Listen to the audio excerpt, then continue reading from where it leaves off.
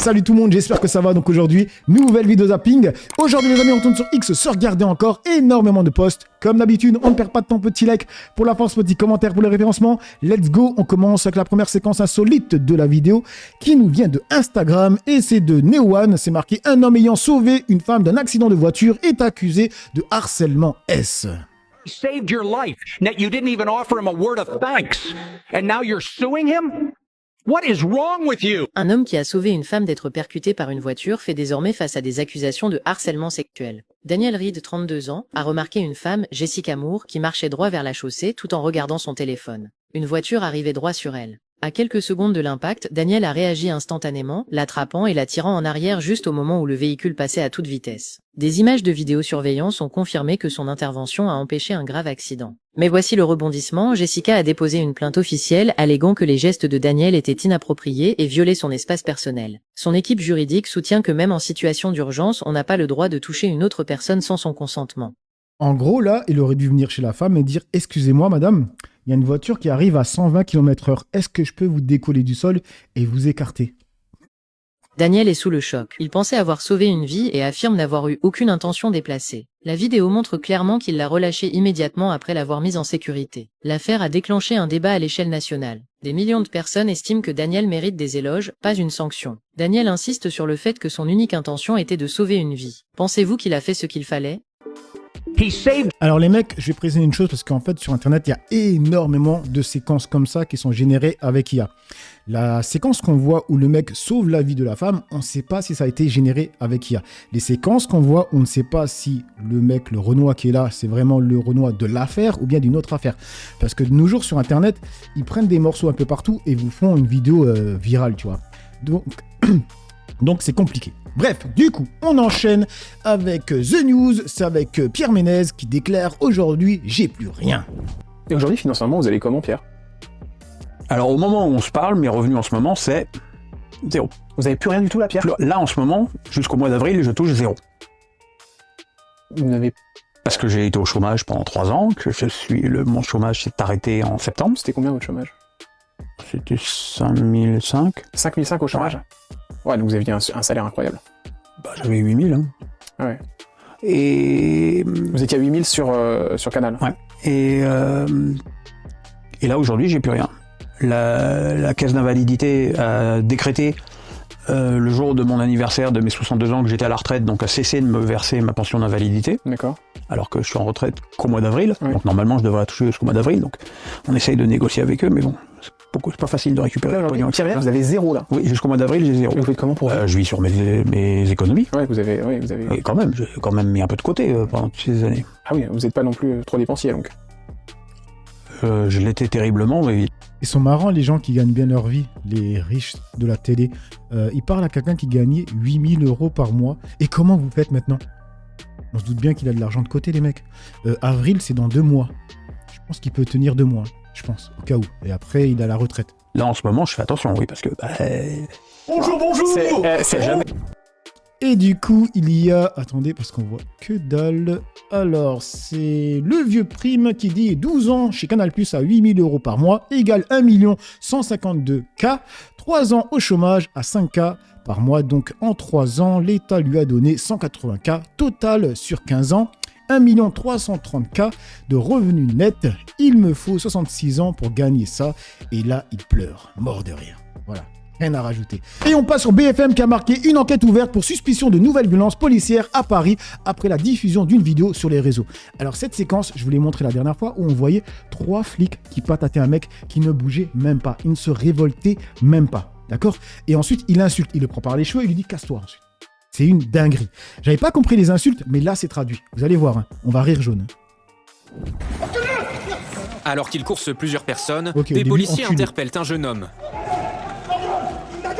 Les injures et les coups Voilà. Regardez, le mec, il est comme ça.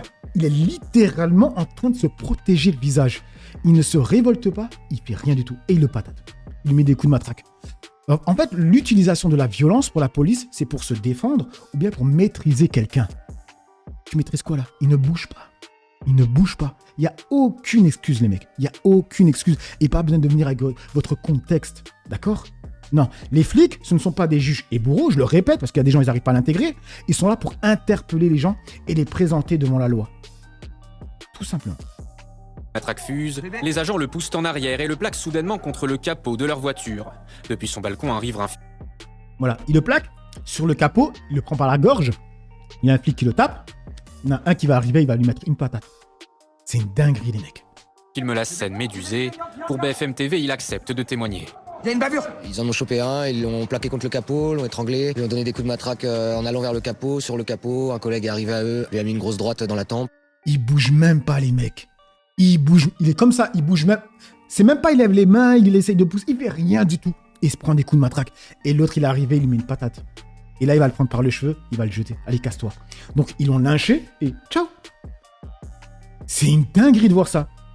Ils se sont comportés comme des racailles, tout simplement. Ce même agent lui tire alors les cheveux et finit par le relâcher, toujours couvert d'un...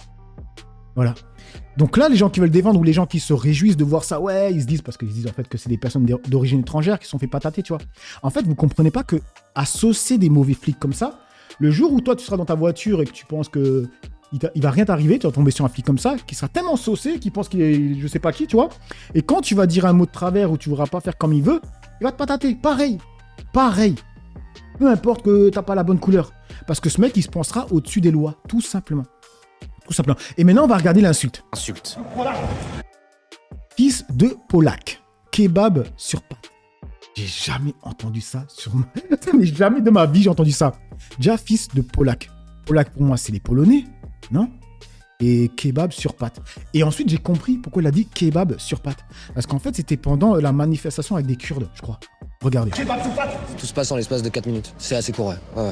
Selon lui, cette vidéo devenue virale est tournée rue Bichat à Paris dans la nuit de lundi à mardi vers 1h20 du matin. Ce même témoin surprend alors d'autres violences. C'est les autres 2 minutes, 1 minute après. Sur l'autre coin de rue. Il y a eu une arrestation musclée, pareil, de 2 jeunes, tête contre sol. Ils ont vidé les poches et ils ont ressorti un drapeau kurde. Voilà. D'après la préfecture de police, ces faits surviennent en marge d'un rassemblement de Kurdes qui a connu des débordements. Depuis, l'IGPN a été saisie d'une enquête par le parquet de Paris. Quelques jours avant, le même parquet de Paris avait déjà ouvert une information judiciaire pour tenter de faire la lumière sur les circonstances de la mort d'El Hassen Diarra, un Mauritanien de 35 ans qui y est décédé au commissariat du 20e arrondissement après une interpellation sujette à caution. Dans cette nouvelle affaire rue Bichat, l'IGPN doit entendre plusieurs témoins en début de semaine prochaine. Il n'y a rien qui va dans la séquence. Propos racistes et violence policière. Mais il va rien se passer, on le sait très bien.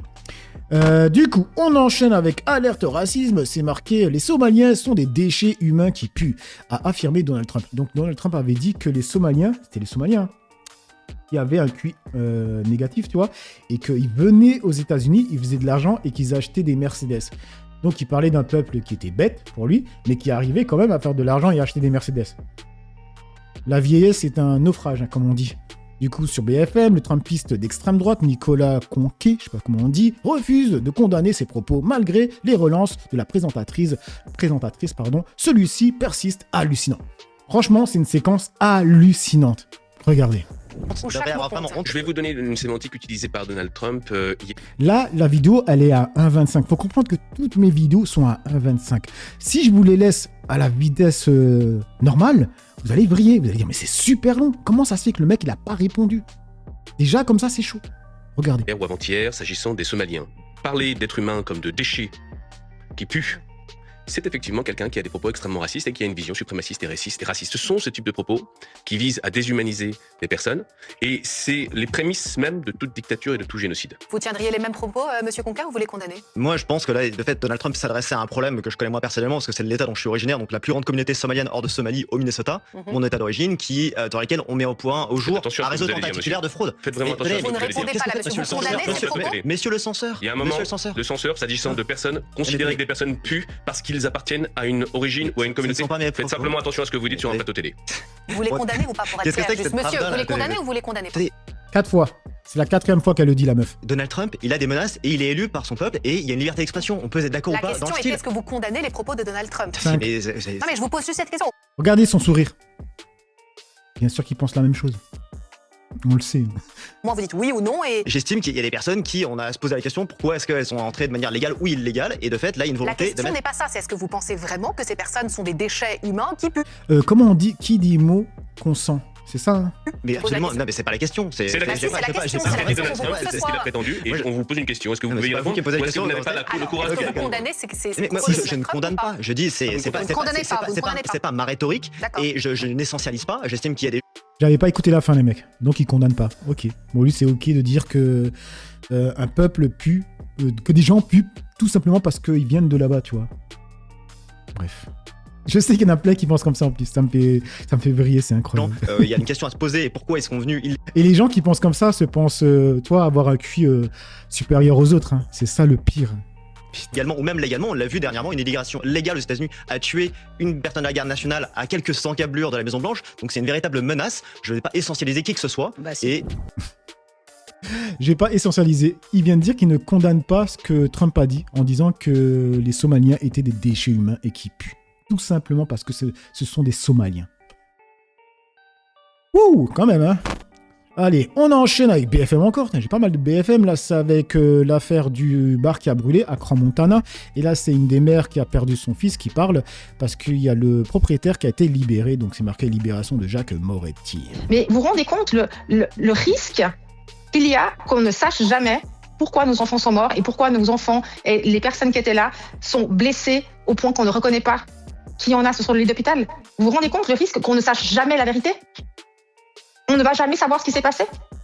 Parce qu'à 1h23 du matin, les caméras ont arrêté de filmer? On ne saura jamais ce qui s'est passé? Quand Madame Moretti dit comme quoi elle n'a pas filmé, elle n'a pas de vidéo. C'est marrant parce que moi, j'ai des vidéos d'elle qui est en train de filmer. Là. Des copains de mon fils qui m'ont envoyé. C'est marrant, hein? Donc comment voulez-vous qu'on ait confiance en la justice suisse, aux autorités? La procureure aujourd'hui a refusé comme quoi il y a un procureur extraordinaire qui s'applique à cette enquête. Très bien, Madame la procureure. Faites votre travail dans ce cas-là, mais faites-le bien. Correctement et faites-le bien. Pour toutes les victimes, vivantes ou décédées. Du coup, on enchaîne avec le poste de collectif Némésis qui a marqué Action anti-Mélenchon à Toulouse. Hier soir, nous tenions à être présentes lors du meeting de Jean-Luc Mélenchon et de François Piquemal pour leur rappeler les violences et les dangers issus de l'extrême gauche. Et nous en sommes maintenant. On ne peut pas. Elle a dit, casse-toi. L'extrême gauche, on n'en veut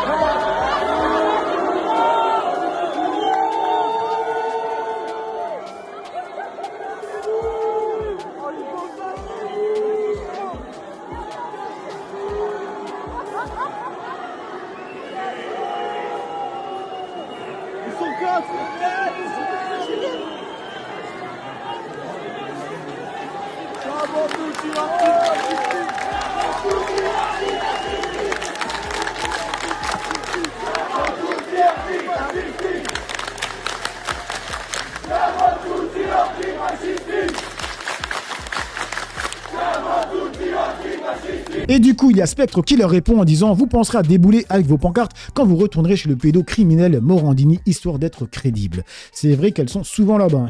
Et on enchaîne avec Tournesol en viande, et là c'est avec BFM qui aurait supprimé un post. Regardez quel post, donc c'est celui-là, avec Pascal Praud, donc c'est un post 2, hein, c'est un screen là. C'est marqué si tu n'es pas content, tu t'en vas. Pascal Praud commente les propos de Sonia Mabrouk sur Jean-Marc Morandini.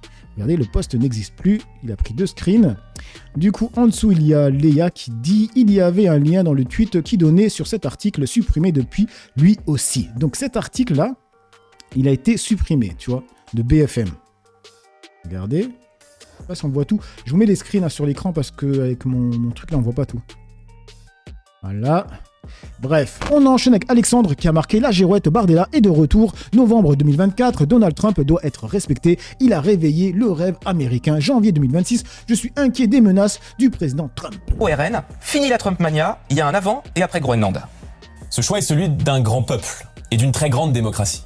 Il doit être respecté, d'autant plus que Donald Trump a axé sa campagne sur des problématiques communes à nos États. Donald Trump est aussi parvenu à réveiller le rêve américain. Je suis extrêmement inquiet des menaces du président américain sur la souveraineté d'États qui sont sous le contrôle de pays européens. Face à cela, nous devons renouer avec la puissance, nous devons renouer avec les concepts d'indépendance et d'autonomie stratégique. Et on enchaîne avec le post de The News, et là on va voir 3 tweets parce que c'est la polémique du moment, donc le halal, et c'est marqué CNews a trouvé l'explication à la mauvaise cuisson qualité d'un gigot, c'est parce que la viande est peut-être halal. J'ai cuisiné un gigot d'agneau un soir, et de l'avis de tout le monde, il était moins goûteux et plus sec que d'habitude. Et un des invités musulmans nous a confirmé qu'il s'agissait plus que très probablement d'un gigot halal. Ok, donc lui, c'est Bruno, micro-entrepreneur. Là, il est sur CNews, il a été invité là, et il va être invité aussi sur Sud Radio, vous allez voir. Donc là, c'est marqué « Bizarre, pourquoi pas cachère, l'abattage, le drainage du sang sont identiques pour les deux rituels. » L'invité musulman en questionne. Et du coup, là on est encore avec The News, mon steak haché avait une couleur plus rose que d'habitude. Je n'ai jamais eu la preuve que j'ai acheté ou non de la viande halal. Bruno Branzetti sur Sud Radio. Il va faire tous les plateaux, lui. J'ai eu une autre petite alerte où en achetant du steak haché, j'ai trouvé que le steak haché avait une couleur beaucoup plus rose que d'habitude et encore une fois avait moins de goût. Je n'ai jamais eu la preuve que j'ai acheté ou pas de la viande halal, mais ça m'a fait m'interroger. Et puis l'actualité avec le passage de certains restaurants de fast-food au 100% halal m'a fait dire non, c'est pas possible. Ok, du coup, il y a une personne qui a dit Gigot d'agneau, viande hachée, décidément, ce brave Bruno est un expert. Il a demandé à son ami musulman. Et on termine avec ce post de The News encore, c'est marqué CNews invente un nouveau complot. Les frères musulmans feraient manger halal aux Français non musulmans à leur insu, histoire de pouvoir leur dire plus tard vous êtes déjà sur la voie de la conversion. Il faut connaître ces ingrédients et puis il ne faut pas oublier qu'il y a aussi un projet politique là-dedans quelque part. Je ne peux pas le certifier pour le cas de son gigot de M. Bruno, mais c'est le fait que vous allez dans les distributeurs. Les mecs, je veux pas défendre les frères musulmans, mais à écouter ces news, les frères musulmans sont derrière tout. Et je sais même pas c'est qui les frères musulmans. Physiquement, c'est qui? Honnêtement, les mecs. Dit sandwich poulet halal, eh bien, ce n'est pas. En tout cas, qui les représente en France? Il ne faut pas que celui qui n'aime pas le halal se dise bon, c'est la même chose. Non, on a le droit de ne pas en vouloir. Oui, ça, je l'ai déjà dit. On a le droit de ne pas en vouloir. Il n'y a pas de problème avec ça. Ça, c'est sûr, clair, net et précis. Et je pense qu'on devrait avoir les deux types de viande. Comme ça, voilà, tout le monde est content, tout simplement, tu vois. Mais de là à dire que les frères musulmans sont derrière et qu'ils veulent nous faire manger ça pour. Waouh! On dirait un sketch des inconnus, tu vois. Un jour, on nous dira, voyez, vous êtes déjà sur la voie de la conversion. C'est ça l'idée des frères musulmans. C'est de nous... C'est qui les frères musulmans? En vrai de vrai. Sans rigoler, franchement, en vrai de vrai. C'est qui les frères musulmans en France? Démontrer qu'on est déjà en train d'aller dans cette direction, alors même qu'on ne s'en rend pas compte. C'est exactement ce que dit Florence Bergeau-Blaclair. Qui était que j'avais en direct dans la matinale la semaine dernière, il me semble. Elle dit exactement ça. Ça n'a rien d'anodin. Ça n'a rien d'anodin. Ça sera intéressant d'entendre sur ces choses-là, sur les frères musulmans. Alexandre Delval, qui est géo. Ok, les mecs, je sais qu'il y a pas mal de musulmans qui me suivent. S'il vous plaît, s'il y a quelqu'un qui sait qui sont les représentants des frères musulmans en France, dites-le moi dans les commentaires, je l'épingle. Que franchement, c'est une vraie question en vrai de vrai, mais non, ça devient une vraie question parce que ils mettent les frères musulmans à toutes les sauces. Donc là, j'aimerais vraiment savoir qui sont ces gens, tu vois. Bref, donc voilà les amis pour cette petite vidéo zapping réaction. Comme d'habitude, on commente dans la joie et la bonne humeur sans insulte, d'accord? J'ai assez parlé pour le peu que j'ai parlé, à vous d'écrire. Ciao tout le monde.